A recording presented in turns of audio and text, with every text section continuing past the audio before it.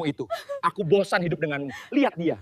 Setidaknya dia tahu bagaimana membuatku merasa hidup. Berbeda denganmu yang hanya tahu menangis dan mengeluh. Suamiku menceraikanku dan selingkuhannya tertawa puas di hadapanku. 1 minggu kemudian ku buat mereka hancur lebur. Perkenalkan, namaku Anindita Paramita. Di mata publik, aku adalah istri pengusaha sukses Bayu Dirgantara. Sosok yang anggun, pendiam, dan pandai bersosialisasi. Di mata Bayu, aku adalah tiang penopang di balik kesuksesannya, otak di balik angka-angka perusahaan konstruksi kami. Sementara Bayu sibuk berkarisma di lapangan dan lobi-lobi, akulah yang memastikan semua dokumen legal aman, investasi terkelola dan perusahaan kami, yang kami rintis dari nol selama 10 tahun. Berdiri kokoh, kami berhasil membangun istana kami sendiri di kawasan Pondok Indah, sebuah rumah megah yang kubangun bukan dengan semen dan batu, melainkan dengan kalkulasi dan strategi. Namun, 6 bulan terakhir, keretakan itu mulai terasa, dingin dan senyap, seperti kebocoran pipa tersembunyi. Bayu, suamiku yang tampan dan karismatik, mulai menciptakan jarak emosional. Ia pulang larut malam dengan alasan rapat mendadak atau kunjungan proyek di luar kota. Aku mengenal Bayu luar dalam, dan kebohongan kecilnya mulai terasa seperti ganjalan tajam di tenggorokanku.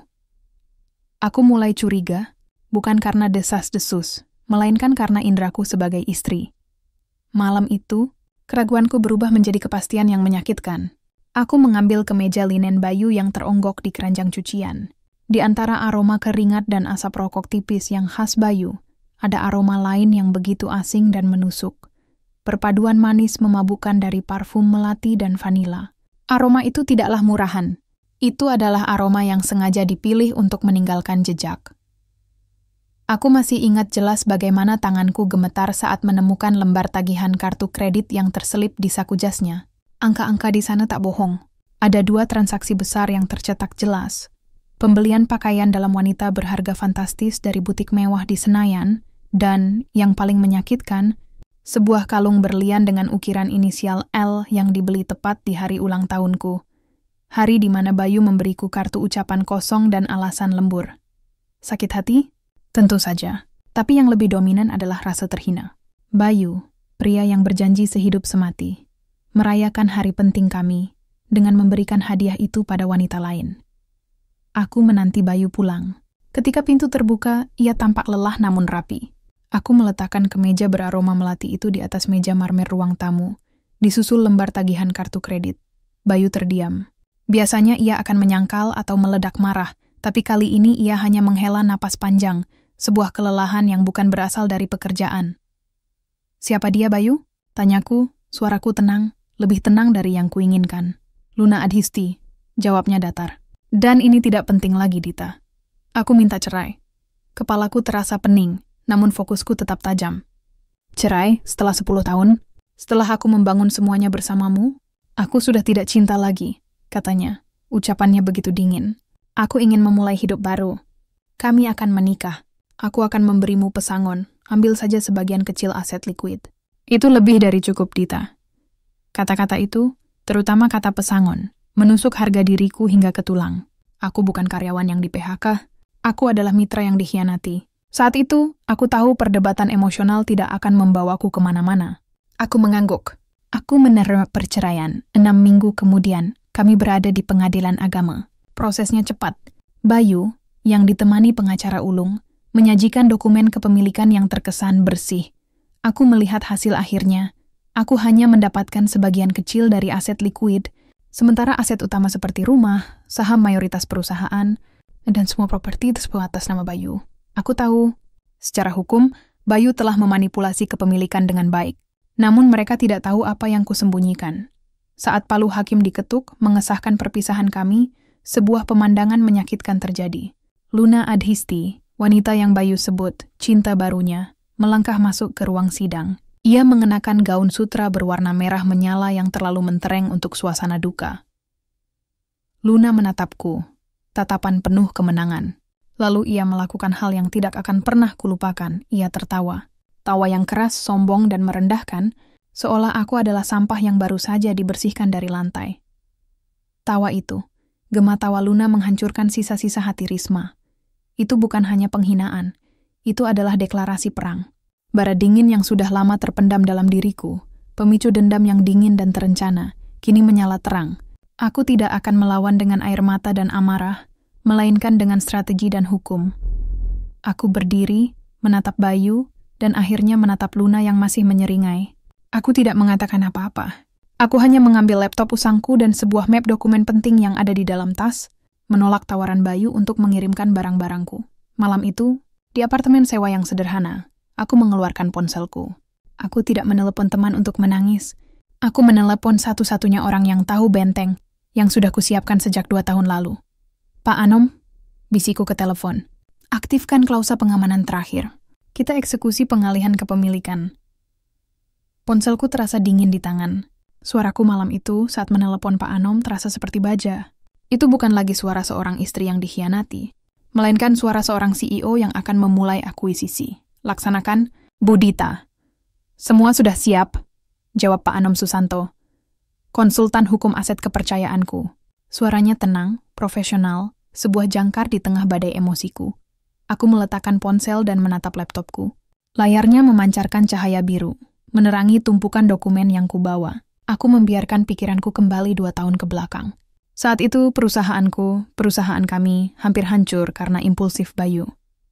Bayu, suamiku, adalah pria yang memiliki visi besar, karisma luar biasa, dan kecenderungan untuk mengambil risiko bodoh. 2 tahun lalu, dia nyaris mempertaruhkan seluruh modal kerja kami pada investasi cryptocurrency yang tidak jelas. Saat itu, aku harus bekerja tanpa tidur selama seminggu penuh, menarik semua kontak, dan memanipulasi arus kas agar perusahaan tetap bertahan. Aku berhasil menyelamatkan kekaisaran yang kami bangun, tapi kejadian itu menyadarkanku pada satu hal pahit. Bayu Dirgantara adalah risiko finansial terbesar bagi perusahaan kami. Bukan pesaing, bukan krisis ekonomi, tapi suamiku sendiri. Di momen krisis itulah aku bertemu Pak Anom. Aku meminta solusi, bukan untuk bercerai, melainkan untuk mengamankan aset keluarga dari risiko bisnis Bayu. Bu Dita, kita harus mendirikan perusahaan induk, saran Pak Anom waktu itu. Kita namakan PT Fajar Cemerlang.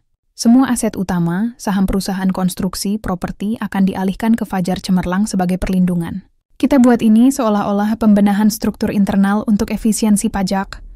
Rencananya begitu sederhana, tapi brilian. Aku yang mengurus segala urusan administrasi, dan Bayu membenci birokrasi.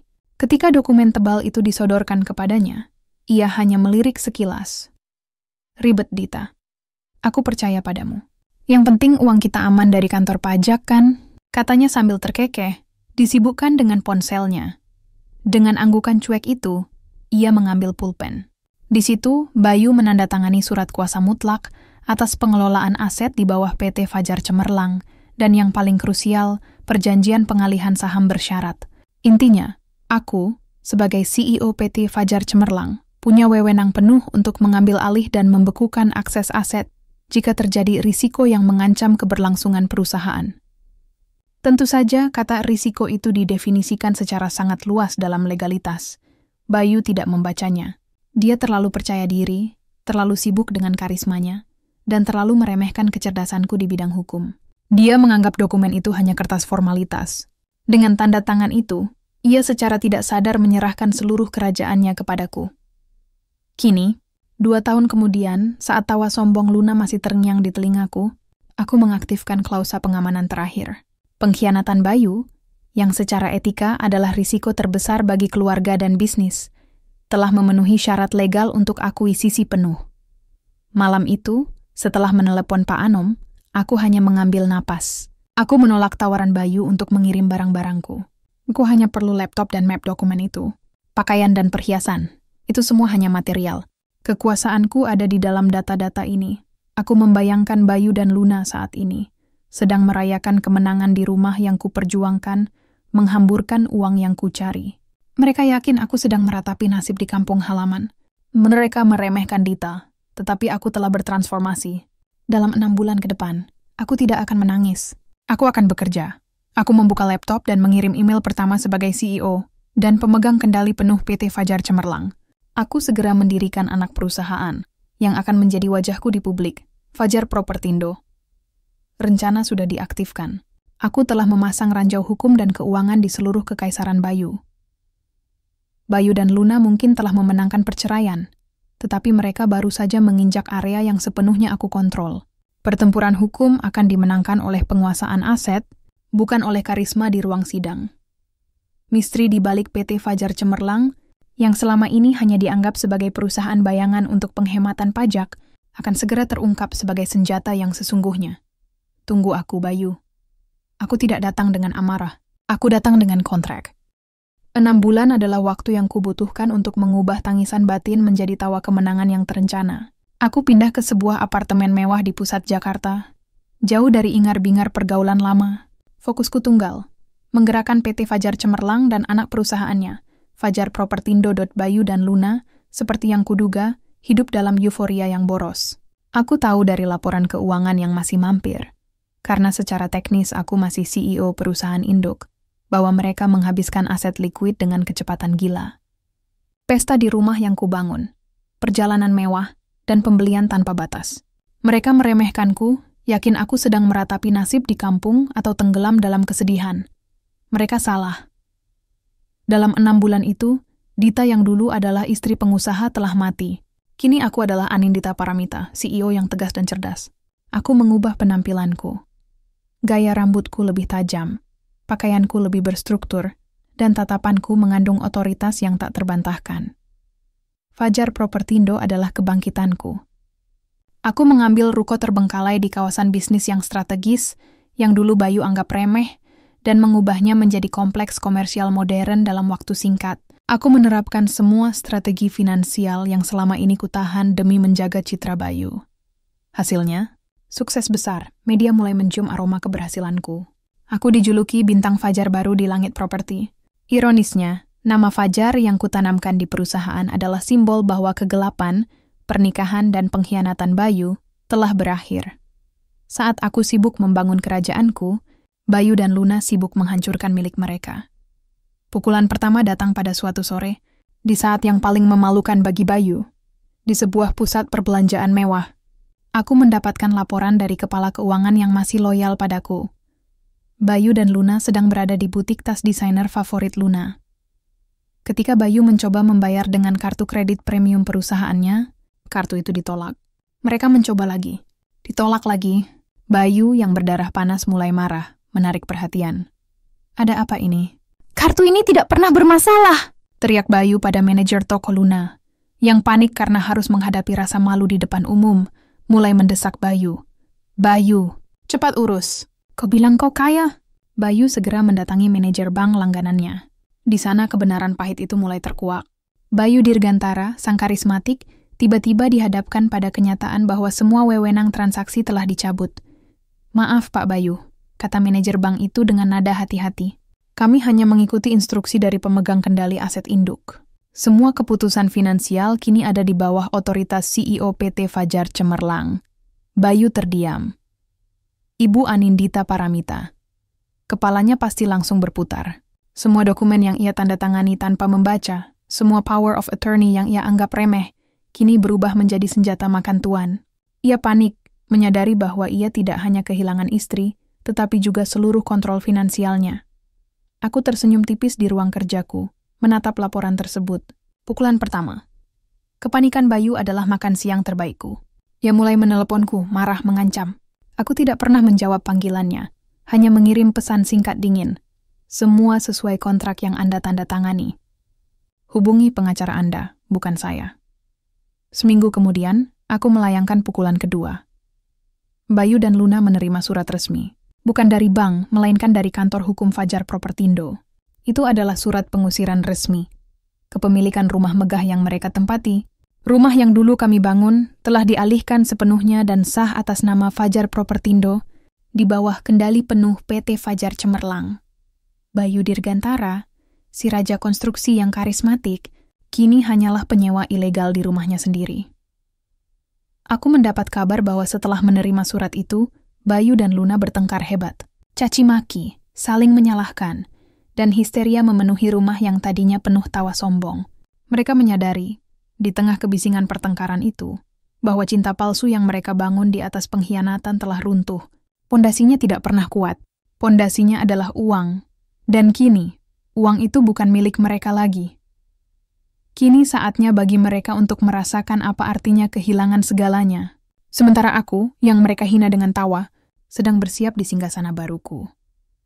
30 hari adalah waktu yang kuberikan. 30 hari bagi Bayu dan Luna untuk mengosongkan rumah yang telah kualihkan. Dalam periode itu, aku hanya menerima laporan dari tim legal dan Pak Anom. Laporan tentang kepanikan, kemarahan, dan penolakan keras dari pihak Bayu. Bayu menggunakan semua koneksi lamanya.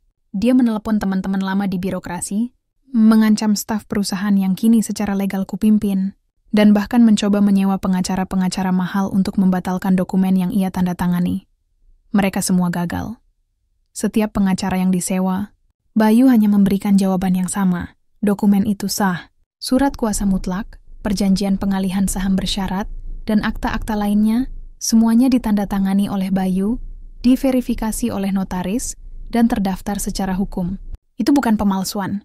Itu adalah benteng yang kubangun selama 2 tahun, jauh sebelum Luna Adisti muncul dengan parfum melati dan tawanya yang menjengkelkan. Aku duduk di kantor baruku, yang kupilih karena memiliki pemandangan langsung ke kawasan yang dulu Bayu klaim sebagai wilayah kekuasaannya. Aku bukan sedang balas dendam impulsif. Ini adalah pertahanan diri yang diaktifkan. Aku melindungi masa depanku dari risiko yang Bayu ciptakan. Jika perselingkuhan itu tidak terjadi, dokumen itu mungkin akan tetap tersimpan aman, tak terpakai. Tetapi Bayu memilih pengkhianatan, dan dia membayar harganya. Klimaksnya terjadi di hari ke-25. Bayu, setelah diyakinkan oleh pengacara terakhirnya bahwa semua jalan hukum tertutup, pulang ke rumah dalam keadaan hancur, bukan hancur secara emosional, melainkan hancur secara finansial. Aku mendapat rekaman audio singkat dari sumber tak terduga, seorang asisten rumah tangga yang disogok oleh Bayu, tetapi yang kini berpihak padaku karena merasa simpati. Rekaman itu memuat suara Bayu dan Luna. Kita sudah kehilangan semua, Luna, semua. Teriak Bayu, suaranya pecah, jauh dari karisma yang ia tunjukkan di ruang meeting. Mobil, apartemen di Bali, bahkan saham perusahaan konstruksi, semua sudah atas nama PT Fajar Cemerlang. Dan CEO-nya adalah Dita. Kau bodoh, Bayu, balas Luna, suaranya melengking. Kenapa engkau tidak pernah membaca dokumen itu? Kau terlalu sombong. Aku bersamamu karena kau kaya. Dan sekarang apa? Kau hanya pria pecundang. Caci maki dan saling tuduh berlanjut. Mereka berdua menunjukkan wajah asli mereka. Cinta mereka dibangun di atas keserakahan dan kenikmatan materi. Ketika materi itu ditarik, ikatan mereka langsung putus. Mereka bertengkar hebat hingga memecahkan perabot rumah. Itu adalah momen kemenangan terbesarku, bukan di pengadilan, tapi di ruang tamu mereka sendiri. Aku tidak perlu berada di sana. Energi negatif mereka menghancurkan mereka sendiri. Plot twist utama telah tuntas. Bayu bukanlah korban. Dia adalah arsitek kejatuhannya sendiri. Dia adalah pihak yang meremehkan hukum dan meremehkan istrinya. Di hari ke-30 hari terakhir pengusiran, aku tidak datang. Aku hanya mengirim tim eksekusi dan Pak Anom laporan yang kuterima kemudian terasa seperti sketsa tragis. Bayu Dirgantara dan Luna Adisti, pasangan glamor yang baru 6 bulan lalu tertawa sombong di ruang sidang, kini harus memindahkan barang-barang mereka menggunakan truk pickup reot sewaan. Foto yang dikirimkan Pak Anom menunjukkan Bayu berkeringat, wajahnya kusam, menyeret koper-koper mewah ke dalam truk, diawasi oleh petugas keamanan Fajar Propertindo. Di sampingnya, Luna menangis terseduh-seduh, bukan karena kehilangan Bayu, tapi karena kehilangan kemewahan. Tujuan mereka? Sebuah rumah susun sewa di pinggiran kota, kebalikan total dari Pondok Indah. Mereka kehilangan segalanya. Tidak ada mobil mewah, tidak ada kartu kredit, tidak ada villa. Semua telah dialihkan secara legal dan sah kepadaku. Kini, panggung sudah disiapkan. Bayu dan Luna telah jatuh ke titik terendah. Dan aku tahu Bayu akan melakukan satu hal terakhir. Datang dan memohon, aku bersiap. Aku ingin mengakhiri babak ini dengan satu pertemuan terakhir untuk menutup buku ini selamanya. Ini bukan tentang membalas dendam. Ini tentang menyampaikan konsekuensi. Kantor penthouse Fajar Propertindo terasa seperti tahta. Dinding kaca memberikan pemandangan 360 derajat Jakarta.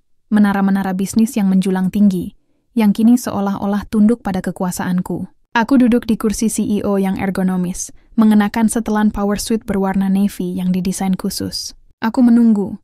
Seperti yang kuduga, Bayu Dirgantara dan Luna Adisti datang menemuiku. Mereka memohon. Mereka tiba dengan penampilan yang sangat berbeda dari saat terakhir aku melihat mereka di pengadilan. Bayu, si karismatik yang selalu rapi, kini tampak lecek dan tak terawat. Luna, yang selalu berkilauan, terlihat pucat dan kacau. Bekas makeup semalam masih samar terlihat di bawah matanya. Pak Anom mengantar mereka masuk. Aku tidak berdiri, tidak menyambut, dan tidak menawarkan mereka duduk di sofa mewah di sudut ruangan. Aku membiarkan mereka berdiri di depan meja kerjaku, di bawah bayangan kekuasaan baruku. Dita, Bayu memulai, suaranya serak dan putus asa. Ia mencoba mempertahankan sedikit harga dirinya, tetapi gagal. Aku mengangkat tangan kananku, menghentikannya. Panggil saya Ibu Anindita Paramita. Kita berada di ruang kerja, bukan di ruang tamu kita yang dulu. Oh, maaf, ruang tamu milik Fajar Propertindo. Kata-kata itu menghantam Bayu. Ia menunduk. Bayu kemudian melakukan sesuatu yang tidak pernah terpikirkan akan kulihat. Ia berlutut di lantai marmer, tangan memohon. Dita, aku mohon, beri kami kesempatan. Aku salah. Aku tahu aku khilaf. Kembalikan asetku. Kita bisa bagi 2, tapi setidaknya kembalikan perusahaanku. Luna, yang melihat Bayu berlutut, ikut menangis tersedu-sedu. Air matanya tampak lebih nyata kali ini. Mungkin karena ketakutan yang sesungguhnya. Maafkan aku, Dita, aku serakah. Aku minta maaf atas tawa di sidang. Kumohon, kami tidak punya apa-apa lagi. Kasihanilah kami. Aku membiarkan keheningan mengisi ruangan. Aku menatap mereka. Aku mencari sisa-sisa api dendam, tetapi yang kurasakan hanyalah kekosongan, kelegaan, dan rasa jijik. Aku tidak lagi merasakan sakit hati atas pengkhianatan mereka. Aku hanya melihat 2 orang dewasa yang harus menanggung konsekuensi dari pilihan buruk mereka. Bangun, Bayu, kataku, suaraku datar dan tanpa emosi. Permintaan Anda ditolak. Saya tidak akan memberikan belas kasihan. Saya tidak akan membatalkan keputusan hukum yang sah. Aku mendorong map dokumen yang berisi salinan perjanjian pengalihan saham bersyarat ke hadapan mereka. Anda menyebut ini khilaf? Tidak, Bayu. Ini adalah konsekuensi dari kecuaian dan kesombongan Anda. Anda menandatangani semua dokumen ini. Saya tidak mencuri. Saya hanya mengaktifkan mekanisme perlindungan aset yang Anda setujui 2 tahun lalu. Aku menunjuk ke arah Luna. Dan Anda, Luna Adisti, Anda meminta maaf atas tawa Anda? Tawa itu yang menghancurkan sisa-sisa kemanusiaan saya dan memicu saya untuk mengaktifkan seluruh benteng ini. Tawa itu adalah gema penghinaan yang membuat saya sadar bahwa saya harus melindungi diri sendiri, bahkan dari Anda berdua. Aku menegaskan, saya membangun benteng itu untuk melindungi masa depan saya. Semua penderitaan yang Anda alami sekarang, kehilangan mobil, rumah, dan jabatan Anda, semuanya adalah hasil dari pilihan dan pengkhianatan Anda sendiri. Bukan dendam saya, melainkan hukum dan moral yang menuntut pertanggungjawaban. Aku menutup map dokumen itu. Saya tidak akan mengampuni, karena pengampunan hanya akan membuat Anda merasa benar dan mengulangi kesalahan yang sama. Aku memberi isyarat pada Pak Anom. Antarkan mereka keluar, dan pastikan mereka mengerti, tidak ada lagi komunikasi.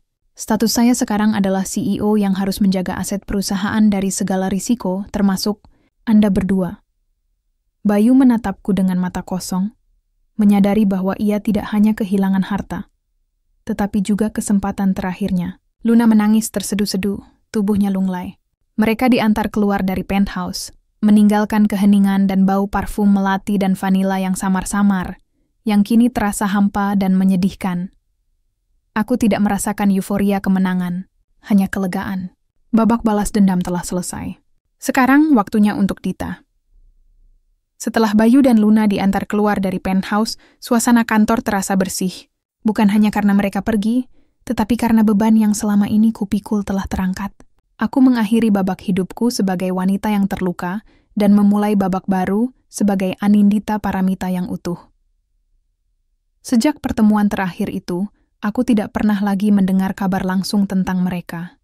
Aku hanya menerima laporan dari tim keamananku yang memastikan mereka tidak lagi menjadi ancaman bagi aset perusahaan.